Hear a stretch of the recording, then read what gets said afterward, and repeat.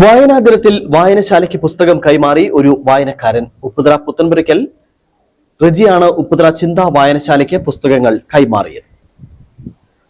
വ്യാപാരിയും ഒരു നല്ല വായനക്കാരനുമാണ് വെസ്റ്റേൺ റജി. ഇദ്ദേഹം വായിച്ചു തീർത്ത പുസ്തകങ്ങളിൽ കുറച്ച് പുസ്തകങ്ങൾ റജി വായനാ ദിനത്തിൽ ഉപ്പുതറ ചിന്താ ലൈബ്രറിക്ക് കൈമാറുകയായിരുന്നു. ഈ വർഷം ഒരു പുസ്തകം ഒരാശയം അനന്തമായ സാധ്യതകൾ എന്ന സന്ദേശമാണ് ഈ വായനാ ദിനത്തിൽ ഉയർത്തുന്നത്. ഈ സന്ദേശം ഉൾക്കൊണ്ടാണ് റജി വായനശാലയ്ക്ക് പുസ്തകങ്ങൾ കൈമാറിയത്. വിലയേറിയതും അപൂർവം വായനശാലകളിൽ മാത്രം കാണുന്ന പുസ്തകങ്ങളുമാണ് റജി സൗജന്യമായി വായനശാലയ്ക്ക് നൽകിയത്. ഇത് ചിന്താ വായനശാലയ്ക്ക് മുതൽക്കൂട്ടാവുകയും ചെയ്തു. ജൂൺ 19 PN പണിക്കർ ഓർമ്മ ദിനമാണ്.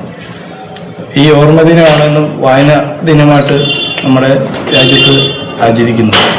നമുക്കറിയാം, പുതിയ തലമുറയിൽപ്പെടുന്ന ചെറുപ്പക്കാർ വായനയെ സ്നേഹിക്കുന്നവർ ഇപ്പം ചുരുങ്ങി വരുന്ന ഒരു കാലഘട്ടത്തിലാണ് സഞ്ചരിച്ചുകൊണ്ടിരിക്കുന്നത്.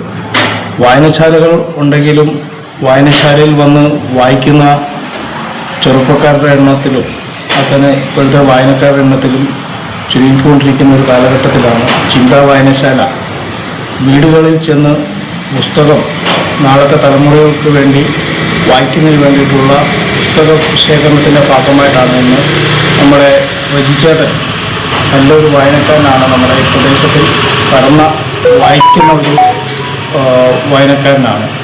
അപ്പം അവിടുന്ന് നമ്മൾ പുസ്തകം ശേഖരണം നടത്തി.